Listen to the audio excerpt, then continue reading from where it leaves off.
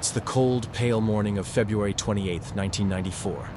The air above Bosnia is still, quiet, almost too quiet. The kind of silence that comes before something unforgettable. At a remote airbase near Udbina, 6 pilots of the Bosnian Serb Air Force walk slowly toward their aircraft, each step echoing across the concrete like a countdown to destiny. Their mission is simple on paper: destroy a weapons factory that supplies their enemy. But in reality, it's a suicide run. Because beyond the clouds, NATO is watching, and they've made one rule clear. No one flies without permission. The 6 men know this well, but duty, loyalty, and a dose of defiance push them forward. Their leader, Major Ranko Vukmirovic, gives a small nod to his wingmen as they climb into their Soko J-21 Jastrebs, aging Yugoslav-made light attack jets, known to NATO by a simple codename: Hawks. The Jastreb is a relic from another era, slow, light, and fragile compared to the American F-16 fighting Falcons that prowl the skies above. But Ranko and his men aren't thinking about that now. They have bombs to drop and orders to obey. The takeoff engines roar to life, spitting orange fire across the frosted runway. One by one, the 6 jets roll forward, climbing into the low morning haze. Inside his cockpit, Ranko glances at the worn dials and flickering radar screen. He knows they must fly low, hugging the valleys and rivers, to avoid being picked up by NATO radar. At less than 200 meters above the ground, they streak through the mist like shadows. The pilots say little on the radio. Each man knows what's at stake. They've flown this route before, but never under such tight surveillance. The NATO no-fly zone is active, and every radar operator from Italy to Hungary is watching for any movement. "Keep it tight," Ranko mutters through the static. His second pilot, Goran Zaric, replies with a calm, "Copy that." Their target, a small industrial site believed to be producing ammunition, lies just across enemy-held territory. If they can reach it, hit it, and escape fast enough, maybe NATO won't have time to react. Maybe. Eyes in the sky but far away. About 80 kilometers southwest, a pair of U.S. Air Force F-16 fighting Falcons patrol the invisible border of the no-fly zone. Their call signs: Black 01 and Black 02. High above the clouds, their radar systems are sweeping the airspace in silent circles, and on one of those glowing green screens, a faint blip appears. Then another. Then 6. Black flight? This is magic. You have multiple bogies, bearing 320, range 51 miles. Angels low. The transmission crackles through the headset of Captain Robert Wilbur Wright, the lead F-16 pilot. He glances at his co-pilot on the right wing. "Copy, magic. Black flight turning to intercept." Both jets bank left, slicing through the cold sky. Their mission today is air policing, not hunting. But when someone breaks the no-fly rule, it becomes a different kind of job. The hunters and the hunted below. The Serbian jets are climbing higher now, around 2,000 meters, preparing for their bombing run. They have no idea that NATO already knows exactly where they are. Vukmirovic steadies his plane. The target should appear in less than 2 minutes. He checks his analog sight, locks in the coordinates, and arms his bombs. Behind him, his pilots form into pairs, lining up for the strike. Then, a voice breaks through the static. American aircraft spotted ahead. Ranko's hand freezes over the control stick. He lifts his eyes, and there, in the distance, 2 silver streaks flash across the horizon. F-16s, they're coming fast. Too fast. For a moment, he tells himself it's just a warning flyby. They've done that before, appearing suddenly to scare off intruders. But this time, something feels different. The Falcons are not watching. They're hunting. The calm. Before the fight from the NATO side, the order comes down the radio. "Black flight, you are cleared to engage." "Weapons free," Captain Wright acknowledges. His hand moves to the right console, selecting AM-120 AMRAAM on his weapon display. The F-16's onboard computer begins to track one of the fleeing Jastrebs. A square appears on his heads-up display, locking onto the radar signature. "Target acquired," he murmurs. "Fox 3. The missile fires off his wingtip, leaving a trail of smoke against the blue. It's the first NATO missile launched in direct combat since the organization's founding. History, made in the blink of an eye. Down below, Ranko doesn't hear the missile launch, only a distant rumble that echoes across the valley. Then, a sudden flash ahead. A shockwave ripples through the air as one of the leading J-21s vanishes into a ball of fire. God, they're shooting! The radio bursts alive with overlapping voices. "Break! Break! Scatter!" Panic replaces precision. The 5 remaining Jastrebs dive hard toward the ground, twisting between the hills. Their only hope is to get low enough for the F-16's radar to lose them. "Keep moving," Ranko yells. But the channel is chaos, screams, static, and the low growl of dying engines. The Predator's view from above.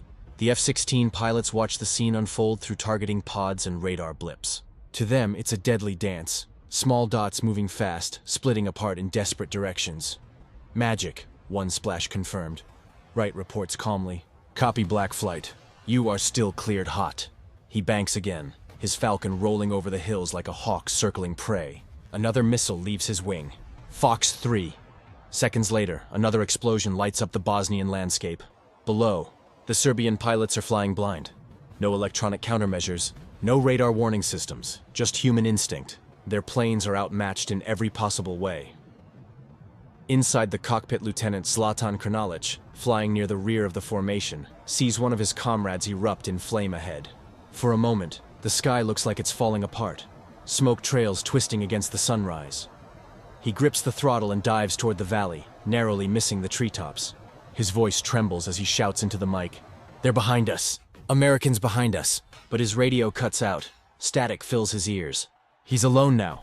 The first losses from NATO's radar center controllers confirm 2 confirmed kills. 2 Serbian aircraft have gone down. One near Banja Luka, another in the hills further south. It's happening fast, almost too fast for anyone to process.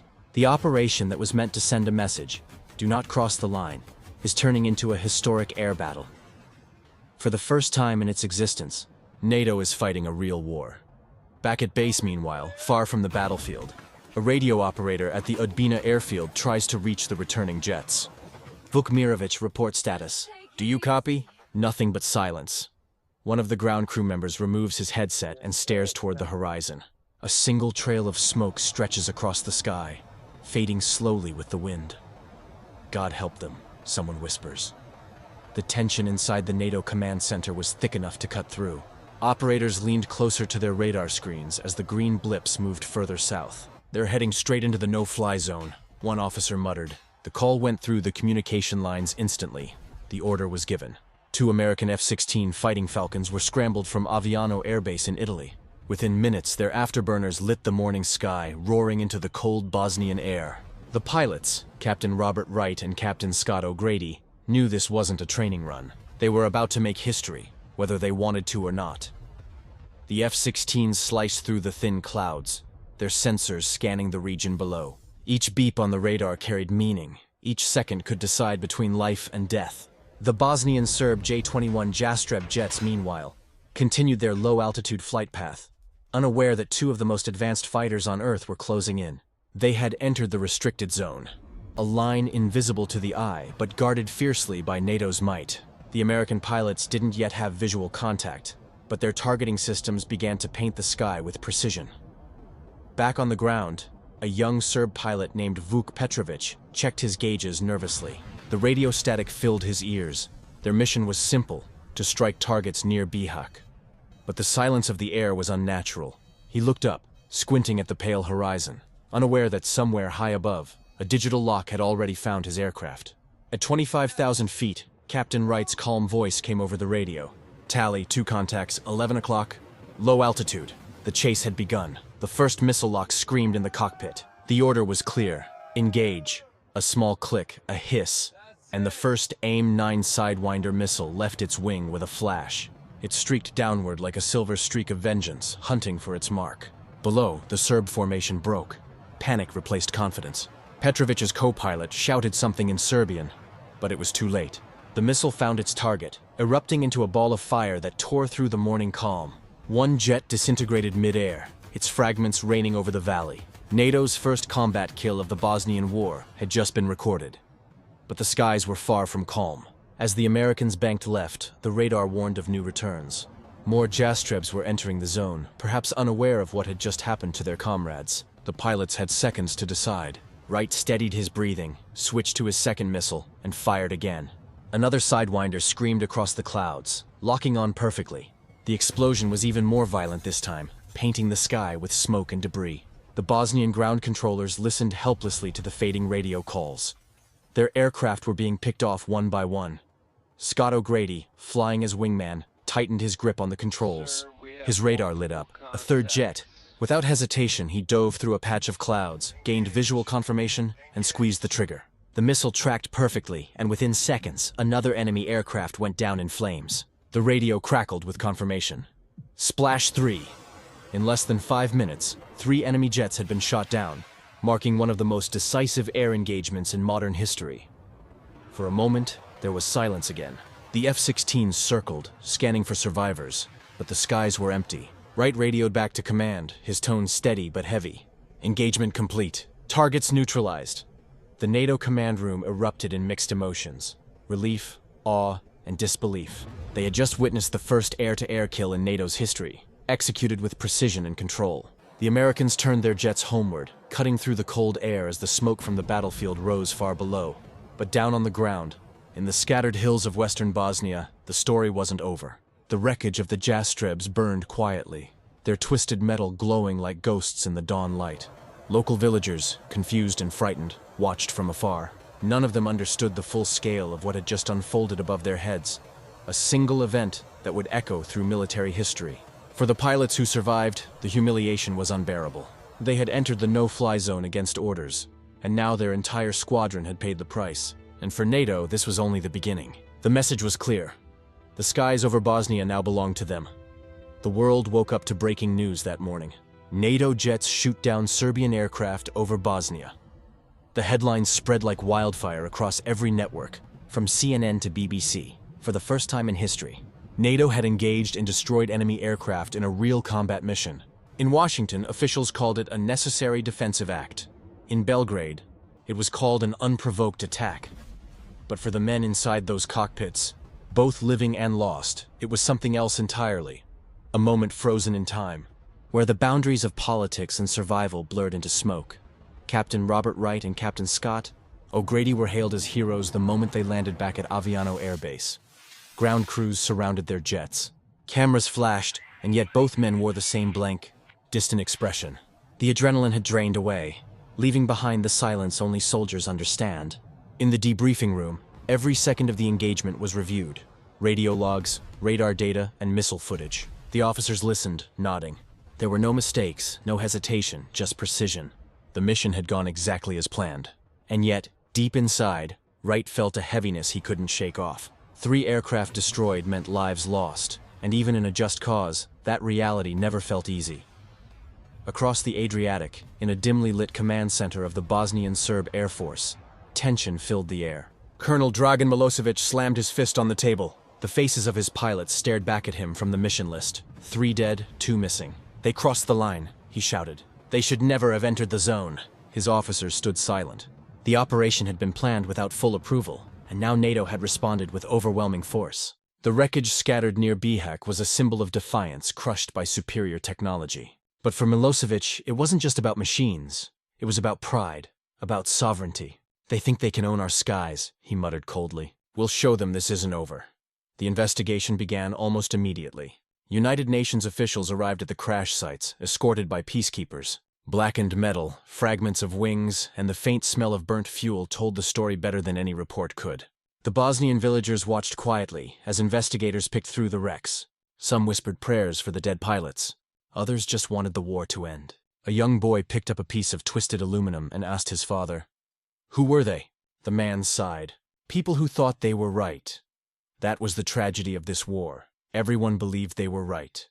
Back in Brussels, NATO spokesmen faced a storm of questions. Was this retaliation? Was it a warning? Could diplomacy have prevented it? Cameras flashed, microphones crowded the podium. The official statement was firm. These aircraft violated the United Nations Security Council resolution. They were warned, they ignored, and we acted. But behind closed doors, the mood was different. Some commanders worried that this engagement might escalate tensions further. They knew Serbia would not stay quiet for long. In every war room, the air was thick with uncertainty. As night fell over Europe, the pilots sat together in silence. Wright stared at his hands, still trembling faintly. O'Grady broke the silence, whispering, "3 gone." Just like that, Wright nodded slowly. "It's strange," he said. "We trained for years to do this. And when it happens, it doesn't feel like victory." Their voices faded into the hum of the airbase generators. Outside, maintenance crews worked under the floodlights, refueling the same jets that had made history just hours earlier. The war machine never slept. Meanwhile, the families of the Serbian pilots were notified.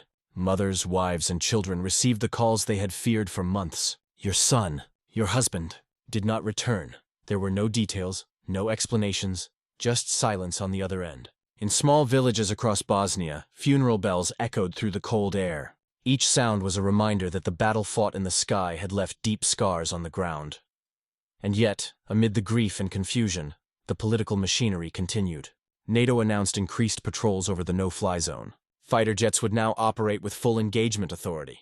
The skies, once open to everyone, were now locked under NATO control. For the Serbs, it was a humiliation. For NATO, a statement of dominance.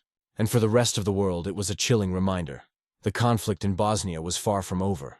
But somewhere, beyond the headlines and radio chatter, in a quiet corner of Aviano base, Captain Wright wrote in his logbook, just a few words: mission successful, enemy destroyed, peace remains distant. He closed the book, set his helmet on the table, and stared at the night through the hangar window. Outside, the sky looked calm again, but both sides knew. Peace in Bosnia was only an illusion. Crash sites had settled, but the political dust was only beginning to rise. In every capital from Washington to Moscow, the air was tense. The message from NATO was loud and clear. We will act. But the interpretation of that message was very different depending on which side of the border you stood on. To the west, it was law enforcement. To the Serbs, it was aggression. And for those living in between, civilians, aid workers, soldiers, it was the beginning of something darker. In the heart of Belgrade, the government gathered in an emergency session. The president's face was pale, his voice sharp. They have crossed into our sky, destroyed our pilots, and they call it justice? The generals surrounding him nodded, some in anger, others in quiet calculation.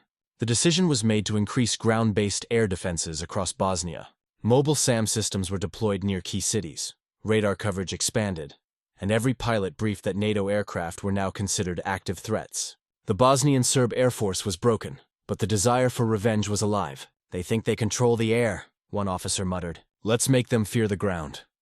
Meanwhile, at Aviano Air Base, American pilots were preparing for their next mission. But something had changed. The usual confidence was gone, replaced by a cautious tension. The commanders reminded them. The rules of engagement remained defensive, but everyone knew how quickly defense could turn into war. Captain Wright walked the length of the runway in silence, his helmet under his arm. Every sound of the roaring engines reminded him of the 3 burning aircraft that had fallen into the valleys just a day before. The victory felt hollow, like a song played too many times to still hold meaning. In the press, the story had taken on a life of its own.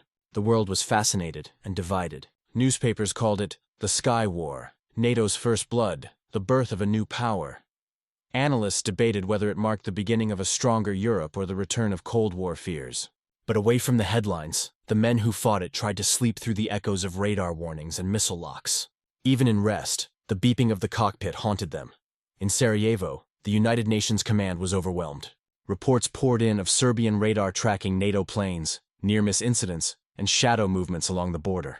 The peacekeepers who once patrolled the streets now looked nervously at the sky, half expecting another explosion. The fragile line between control and chaos was thinning fast. Diplomats scrambled to contain it. Late-night calls went from Brussels to Washington, from Washington to Moscow. Each conversation ended the same way. We can't afford another escalation.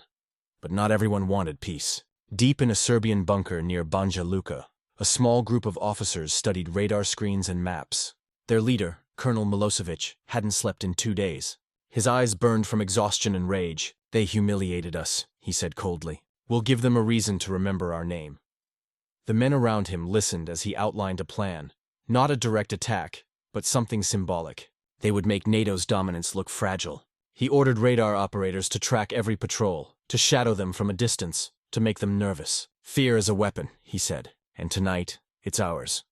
While the political chessboard shifted, the human side of war showed its face again. In a small hospital in Tuzla, a surviving pilot named Zoran opened his eyes for the first time since ejecting from his burning aircraft. His body was bruised, his left arm broken, but he was alive. The nurse leaned closer and whispered softly, "You're safe now."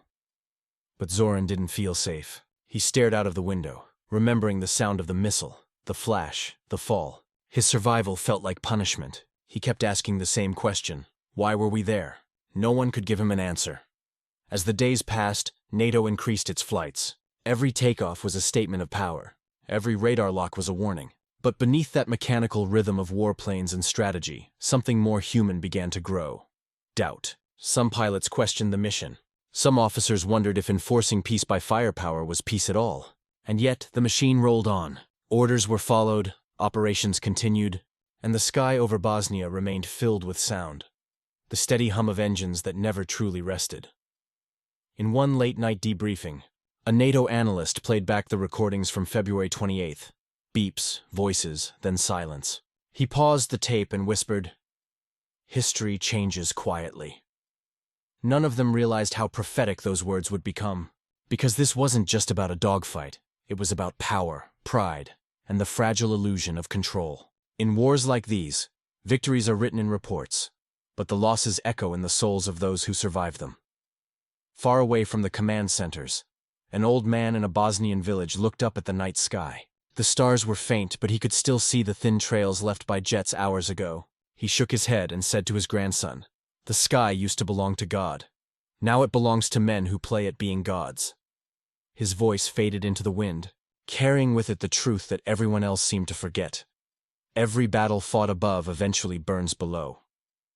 Months had passed since that morning in February, but the echoes of the dogfight still drifted across Bosnia's cold skies.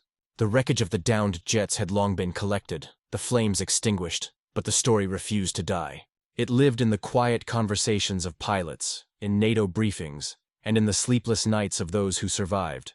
History was already writing its pages, and the Banja Luka incident was no longer just an air battle. It had become a symbol. For NATO, it was a declaration that their promise had weight. The no-fly zone was no longer just ink on a paper. It had teeth, fire, and a name. For the Bosnian Serb Air Force, it was a wound that reminded them of their vulnerability. Every time an engine roared in the distance, they looked up, half expecting another missile to cut through the clouds. The airfields that once buzzed with confidence now stood silent, haunted by what had been lost. In the weeks that followed, investigators visited every crash site. They found fragments of missiles scattered like deadly breadcrumbs across the countryside. At one site, a shepherd had placed flowers beside a burnt cockpit frame. He didn't know the pilot's name, but he said softly, "He must have been someone's son." That single sentence carried more weight than all the political speeches that came after.